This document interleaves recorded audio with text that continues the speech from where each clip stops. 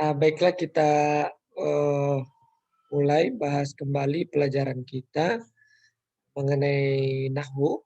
Kemarin pada beberapa pertemuan sebelumnya kita membahas tentang yang namanya bab alam atau ini dijelas bab yang paling pertama domir ataupun yang kedua yang baru-baru kita bahas 1 minggu yang lalu itu tentang alam.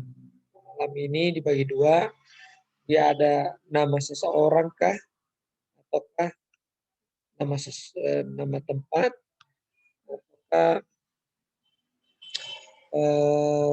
ataukah misalnya nama ismul jins atau nama suatu benda, maaf suatu hewan yang mana dia itu dia jins sebenarnya. Sebenarnya kan alam itu kan harus spesifikasi. Tapi ada alam yang mana dia bisa jins. Jadi misalnya kemarin dicontohkan misalnya Usama. Usama itu adalah untuk singa yang mana ada di depan kita gitu. Jadi kita bisa menamakannya Usama walaupun dia itu jins, alam jins. Maksudnya alam jins dia bisa diterapkan ke beberapa singa. Misalnya singa 1, 2, 3, 4.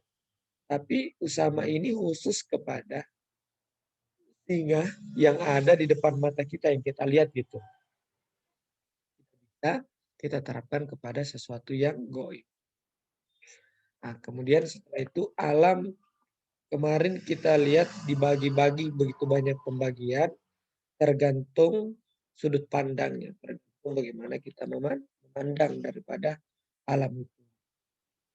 Nah, kalau kita lihat bagaimana memandangnya ya salah satunya dengan kita lihat kemarin bahwa ditinjau dari segi banyak dari segi komponennya. Ada kan nama orang kan bentuknya mudhof dan mudhof ilaih. Misalnya kemarin Abdullahi atau Abdul Rahmani atau Abdul Ghafur itu kan mudhof dan mudhof ilaih. Abdu mudhofnya, Rahmani mudhof ilaihnya atau Abdullahi dan seterusnya. Itu adalah alam kalau kita mau lihat tinjauannya dari segi komponen katanya. Ada yang mufrad misalnya Muhammadun. Itu cuma satu kata. Ada tadi yang mudhof ilaih. Misalnya tadi Abdul Rahman. Ada juga yang kita pelajari kemarin namanya tarkibul masji, yaitu dua kata yang sebenarnya berbeda, cuman digabung menjadi satu kata menjadi satu. Seperti surah dengan boyo. Surah kalau di Indonesia ya. Di surah adalah paus, hiu, boyo buaya. Jadi digabung menjadi Surabaya, menjadi satu kata yang utuh yang menunjukkan sebuah wilayah. Wilayah apakah itu? Wilayah yang ibu kota provinsi Jawa Timur. Kita lanjut lagi.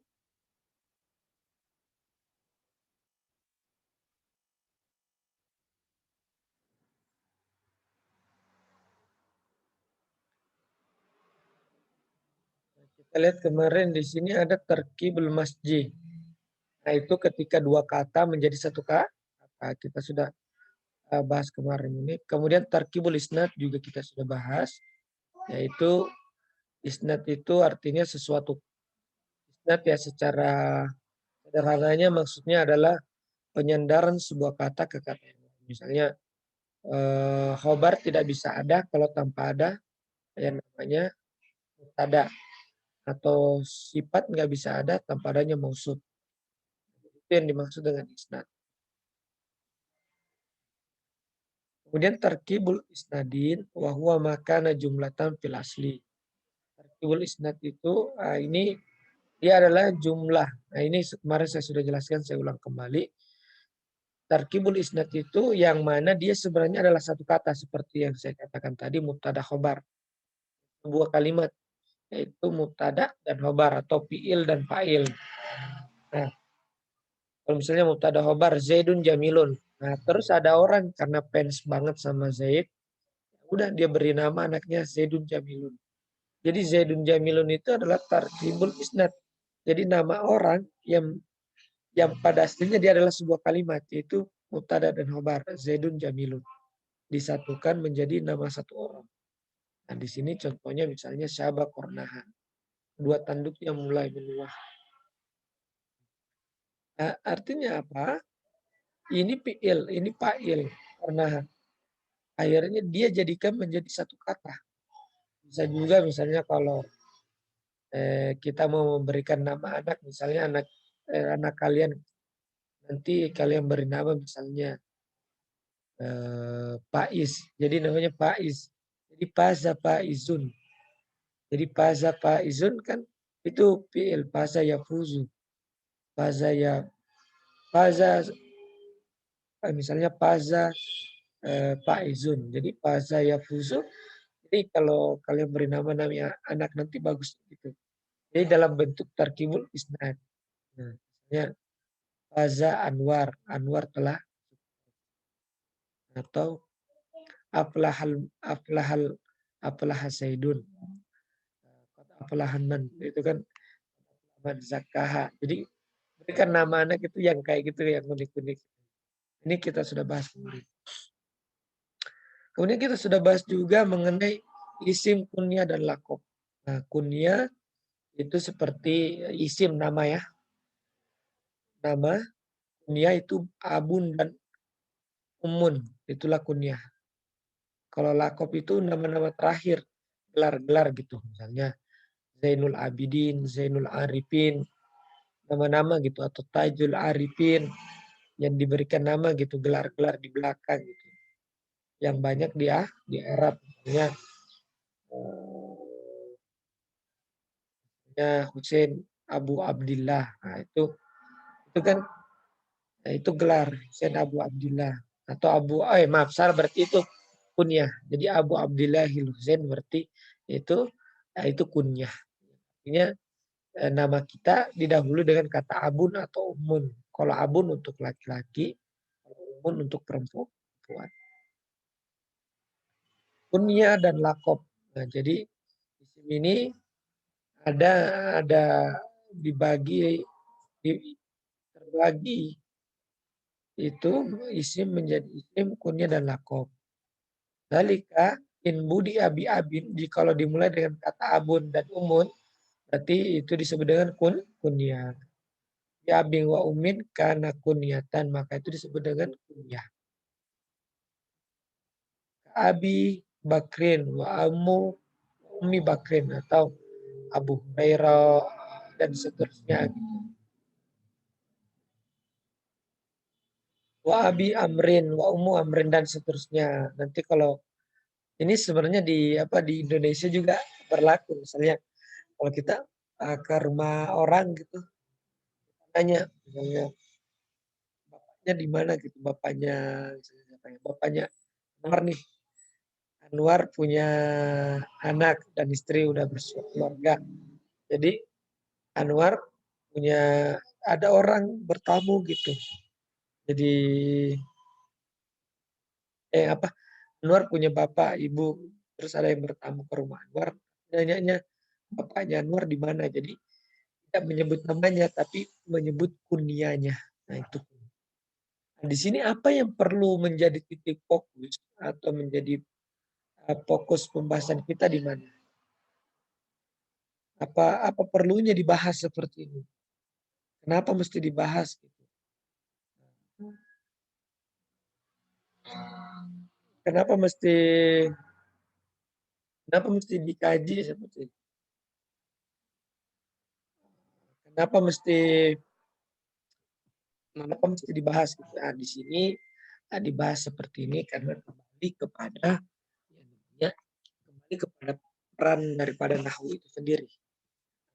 Peran daripada nahwu itu berbicara tentang harokat terakhir daripada sebuah kata dalam susunan kalimat. Jadi bagaimana ini kita akan pelajari di sini tentang i'rab atau isi daripada kunyah dan lakob. Nah, ketika kunyah dan lakob bagaimana bagaimana ketika dalam posisi i'rab.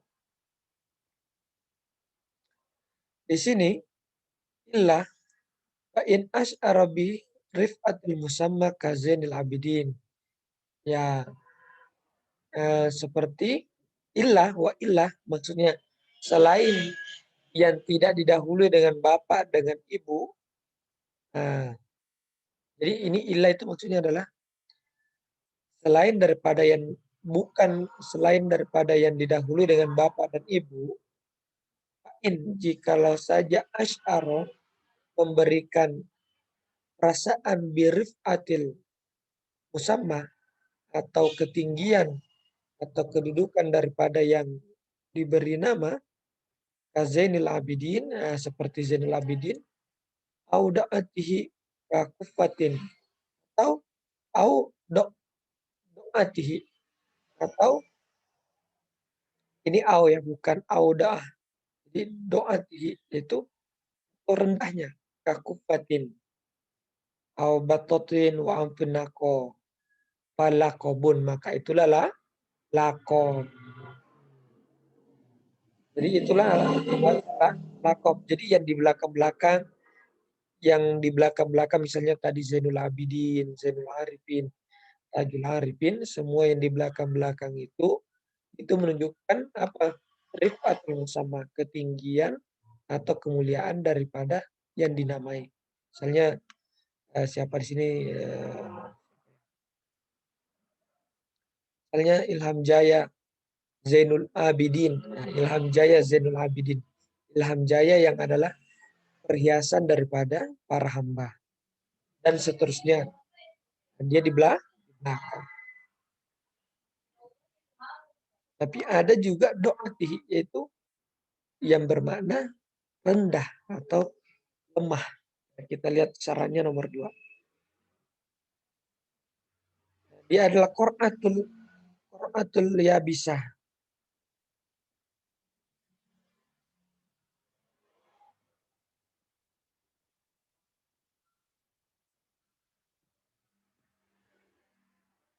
Itu seperti apa itu hiya Qur'atul Yabisah al-qafatu ma yattahizu min hausil kahayatil Qur'a wa tadau fihil mar'a qatan wa nahwa wajabu. Nah, itu seperti di sini katakan itu seperti kufa itu seperti tempat yang sebuah tempat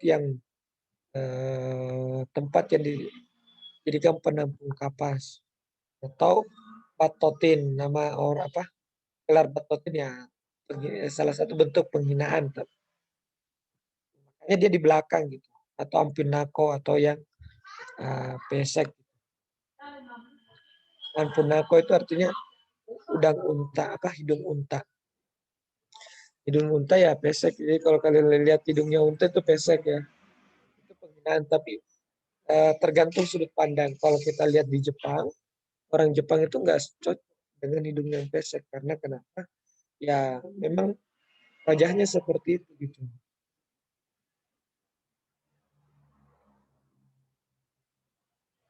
Nah kita lihat maka itulah yang disebut dengan lakob. Ilah kalau bukan daripada tadi kunyah bukan juga daripada namanya namanya lakob maka dia adalah isim nama. Zaid, Amrun. Kira-kira sudah selesai? Ya, sudah dipahami sampai sini?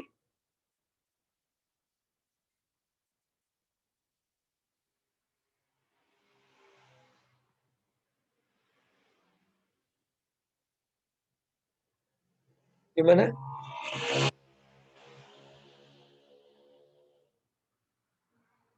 Nah, Ustaz, Pak.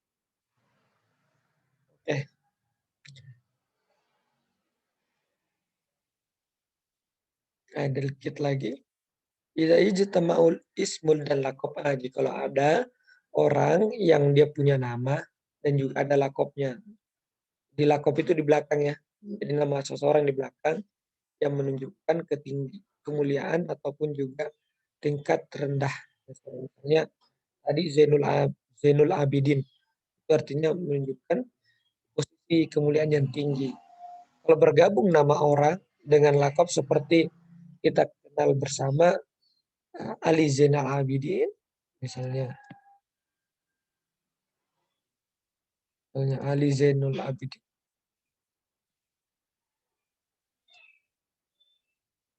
Abidin.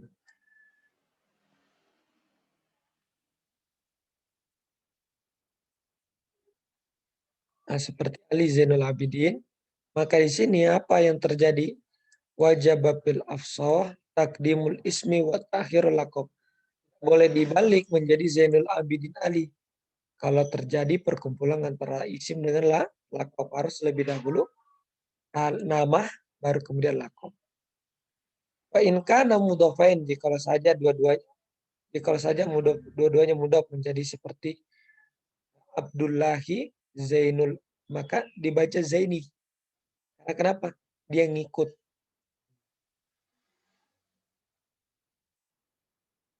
Au kanal awwalu mufradan wa tsani mudhafan. Nah, bagaimana kalau begini? Seperti Zainul Abidin. Jadi begini. I'rab daripada laqab itu mengikuti i'rab daripada isim. Ini kan aliyun. Jadi nggak boleh dibaca. Misalnya Zainal Abidin harus dibaca aliyun Zainul Abidin. Karena laqab itu mengikuti i'rab daripada isim. Jadi kalau isimnya nasab menjadi aliyan Zainal Abidin. Min aliyin Zainil Abidin. Jadi mengikut i'rabnya. Jikalau saja kanal awalu mufradan, jika saja yang pertama itu mufrad, wasani mudhofan, yang kedua itu mudhof, maksudnya lakopnya seperti Zaidin Zainil Abidin. Au kanal amru bil aks. Nah, bagaimana kalau bil aks? Maksudnya namanya, isim nama orang itu yang mudhof, seperti Abdullahi Kufatin. Abdi, karena abdi maka dibaca kufatin. Kalau di sini abdu, maka sini kufatun. Jadi begini. Jadi ini kan lakop selalu mengikuti yang di sini. Wajib kaum sani tabi'an lil awal. Nah, ini kaidahnya. Sebagaimana saya sudah katakan bahwa wajib sani tabi'an lil awal. Wajiblah yang kedua itu mengikuti yang pertama. Fi i'rabihi, di dalam i'rab. Maksudnya lakop itu harus mengikuti yang namanya ya lakop itu harus mengikuti imma ala annahu badal minhu. Nah, di sini bagaimana i'rabnya lakop itu? I'rabnya itu bisa jadi badal atau bisa juga jadi atop bayan. Jadi kalau misalnya begini, Ali, orang masih bingung Ali siapa nih? Kita berikan dia badal penjelas. Jadi Zainul Abidin. Nah, orang menjadi paham. Atau kita menjadikan atop bayan menjadi penjelas. Wa yajuzu aidan qat'uhu anil tabaiyati imma bi raf'i khabaron bil mubtada'i mahsufin. Bisa juga kota. Itu maksudnya seperti Aliyun Zainul Abidin. Jadi Zainul ini tidaklah ropak karena mengikut kepada menjadi badal atau menjadi atobayan daripada Ali. Tapi dia adalah khobar daripada mubtada yang mahzub, di mana? Di kuwa di sini. Nanti saya jelaskan lagi. Imma berkhabar mubtada mahzub au binasbihi maf'ulan bi fi'lin mahzufin. Jadi waidam fil mufradain kadzalika khilafan jumhur muslimin. Begini contohnya ya.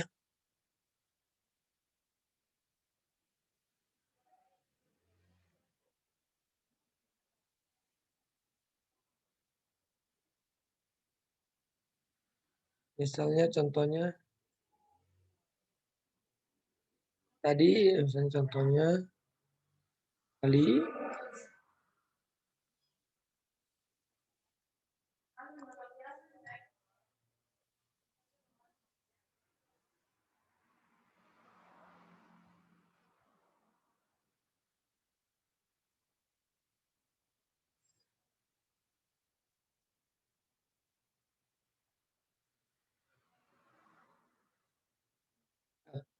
Misalnya Aliyun Zainul Arifin. Nah, Aliyun ini Zainul di sini kalau i'rab biasanya tabaiyah. Tabaiyah tadi bisa jadi badal atau menjadi atau bayan. Di sini baca Zainul karena kenapa? Dia adalah badal daripada ini. Badal daripada Ali. Atau dia jadi atau bayan. Nah, kemudian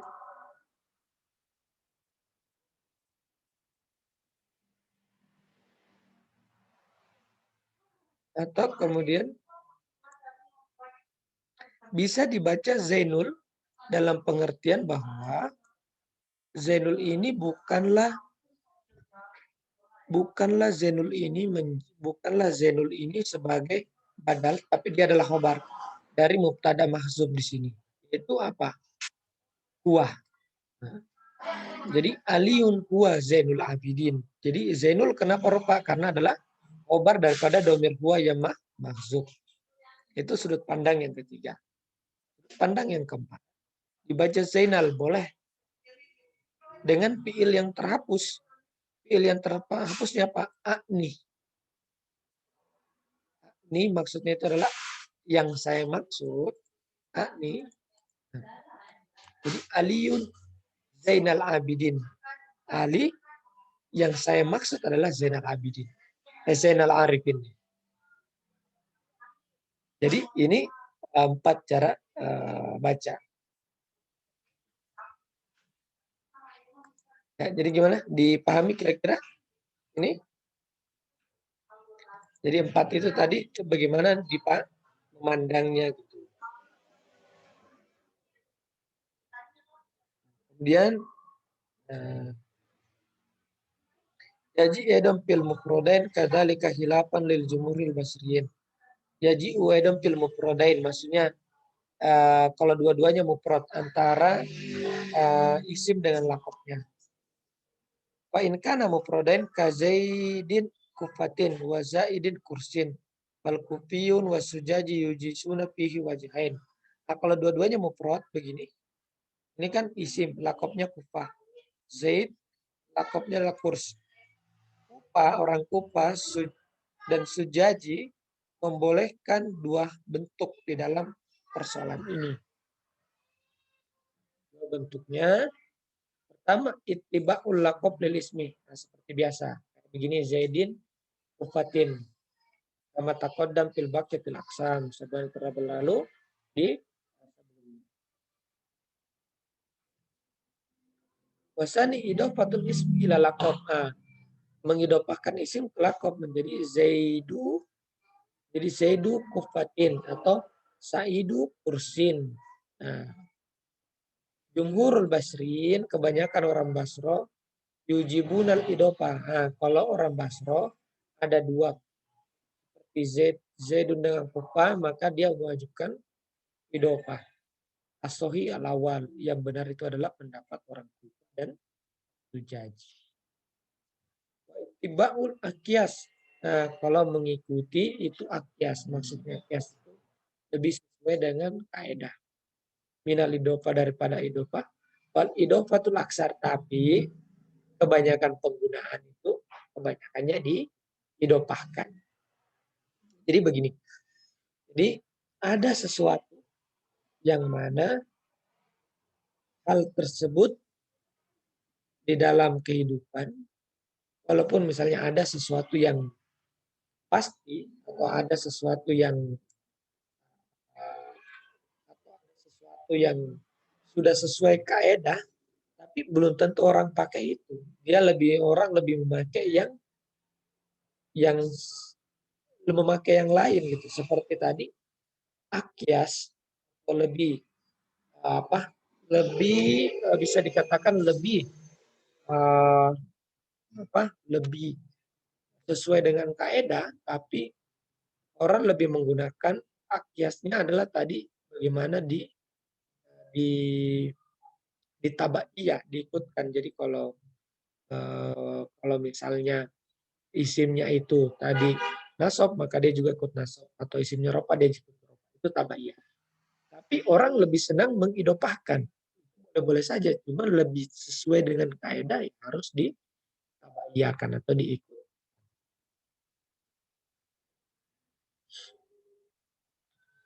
Itu hebatnya ya, belajar itu seperti itu. Kita bisa paham, oh ternyata orang itu memandangnya lain.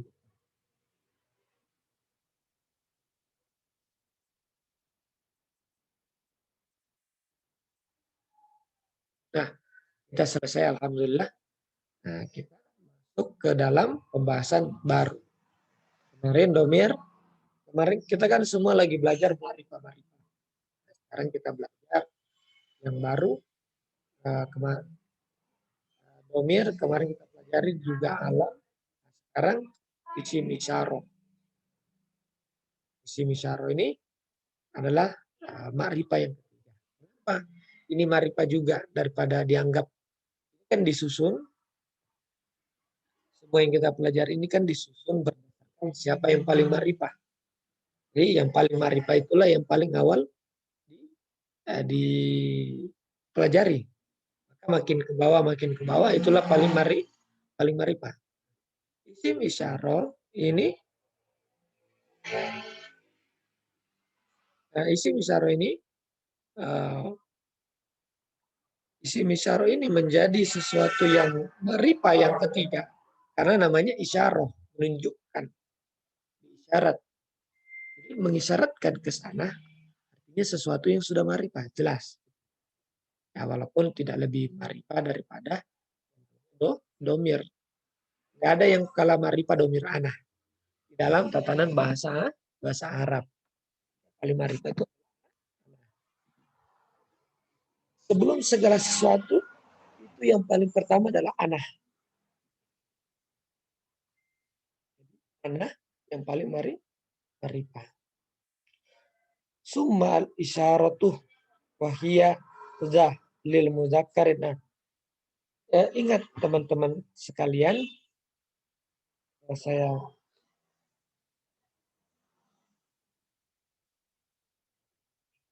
misalnya isim isyarah hadah atau hadihi atau haulai. Semua hak-hak ini hadihi hadha haulai hatani dan seterusnya itu bukan isim isyarah, haknya bukan bagian daripada isim isyarah. Tapi hak ini disebut dengan hak tanbih. Nah, disebut dengan hak tanbih. Kenapa disebut dengan hak tanbih? Dia tuh kalau kan ada orang nanya gitu, enak kolami, aina sayarati, aina walidi dan seterusnya, kita memberikan hak itu jadi ini loh, jadi memberikan kesan. Kapan kita mengisyarah sesuatu, kapan kita menunjuk sesuatu, kita menunjuk sesuatu ketika ada orang lain yang meminta petunjuk mengisyaratkan. Dia ada yang minta, kita bisa nggak kamu menunjuk, kita menunjuk sesuatu yang ada orang tidak bertanya gitu. Kita tiba-tiba kita nunjuk bisa nggak, atau nunjuk pulpen bisa nggak tanpa ada orang bertanya. Misalnya saya nggak Anwar misalnya tiba-tiba nunjuk lemari. Nah, kalau ada orang tiba-tiba nunjuk, kemungkinan besar dia lagi kesurupan atau kemungkinan besar dia lagi ngigo. Kenapa menggunakan hak? Itu ingin memberikan kesan kaget atau memberikan kesan sadar gitu. Ini loh, itu hak. Nah, itu maksud daripada hak tadbir. Nah, kenapa itu ada ya? Jadi hak itu bukan asli daripada isim isyarah. Asli daripada hadza yaitu zah lil muzakkar. Wazi, wati. Ini muzakkarnya satu doang, zah. Nah, kalau ceweknya zi.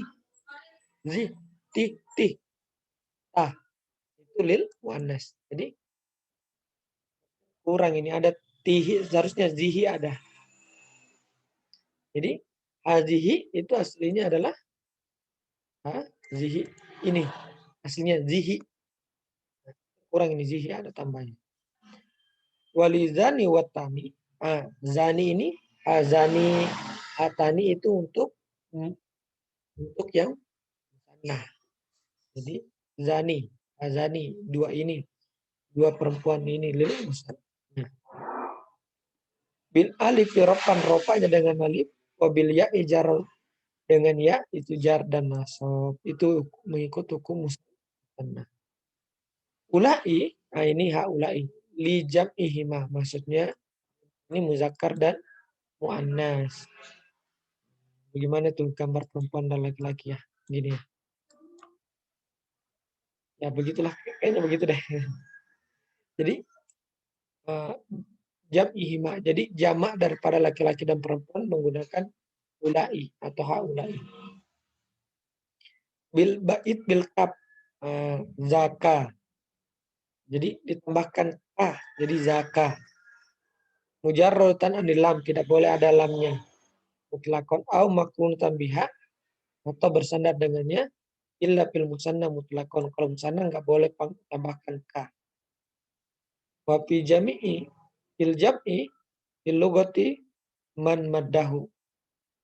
Nah, untuk jamak di bahasa ada yang memanjangkannya. Ini bima taqaddamat ha. Ini didahului dengan ha. Itu hak tanbih yang saya katakan tadi. Ya sampai sini ada yang mau ditanyakan dulu? Sebelum kita lanjut lagi. Ada yang mau ditanyakan? Nggak ada ya. Kita lanjut sedikit sebelum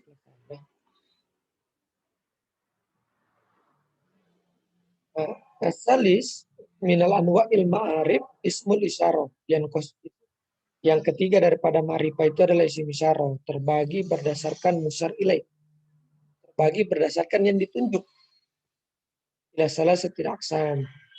Ma yusaru bihi bil mufrad, yang kita tunjuk itu mufrad atau yang musanna atau jama. Setiap dari tiga ini terbagi kepada mudzakkar dan muannas. Jadi yang kita tunjuk itu terbagi jadi tiga. Kalau kita tinjau berdasarkan jumlah. Ada mufrad, ada musanna, ada jama. Dan setiap dari tiga ini terbagi menjadi tiga. Mufradnya terbagi menjadi dua, mufradnya mudzakkar atau mufradnya musanna, muannas, atau mufradnya musanna atau mudzakarnya musanna tapi muzakkar, musanna dan perempuan dan seterusnya. Di sini ma yahtassu bil mufrad, yang terkhusus dengan mufrad, ada mufrad mudzakkar, falil mufradil mudzakkari lafzatun wahidah wahia za. Kalau muzakkar satu doang jenis variannya. Makanya kan kita belajar dari sini. Memang laki itu simple. Jadi pakaiannya itu aja mulu. Sandalnya itu aja mulu. Kalau perempuan no. Dia harus banyak. Makanya kita lihat di sini isim isyarahnya perempuan itu banyak jenisnya.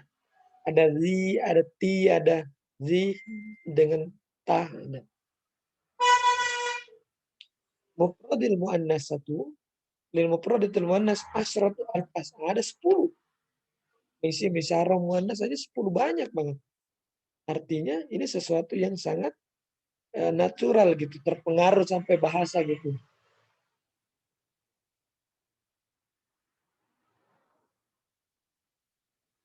Sampai bahasa saja itu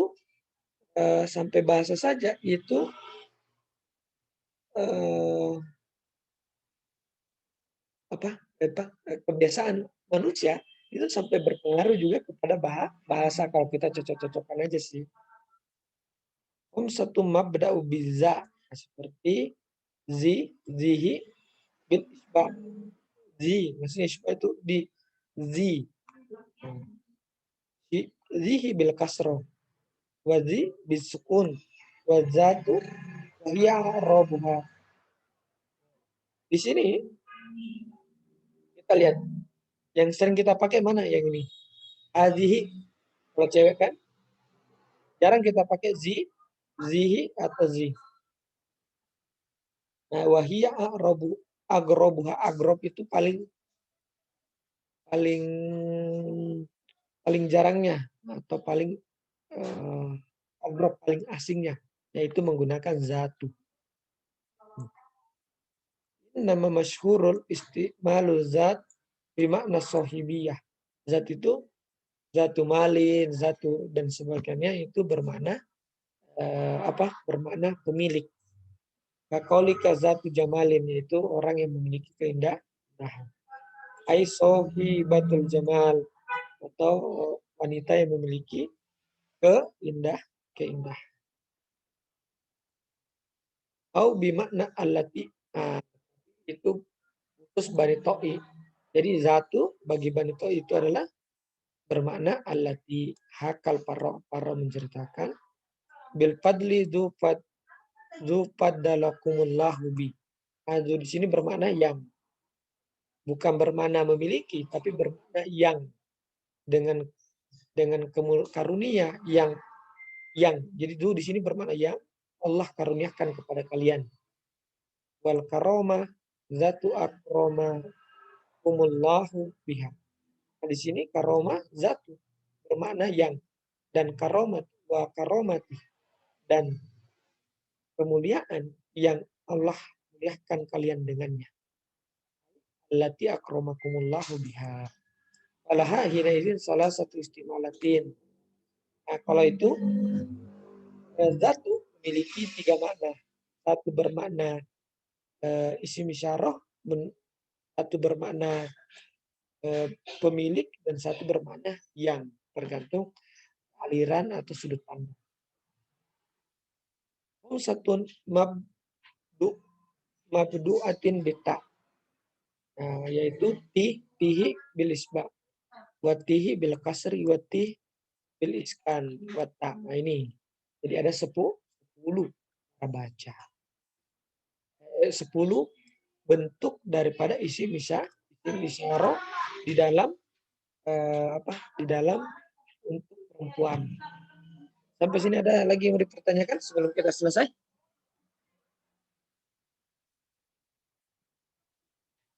Sudah tidak ada? Kalau sudah tidak ada, kita cukupkan. Retno, paham Retno? Paham, Ustadz. Ustadz mau tanya, materi yang minggu kemarin nggak diupload ke YouTube? Ada. Alam, judulnya alam. Iya, Ustadz. Nanti di Hotam Lugawi dicari ya. Alhamdulillah. Ya, cukup ya pertemuan kita. Alhamdulillahirabbil alamin.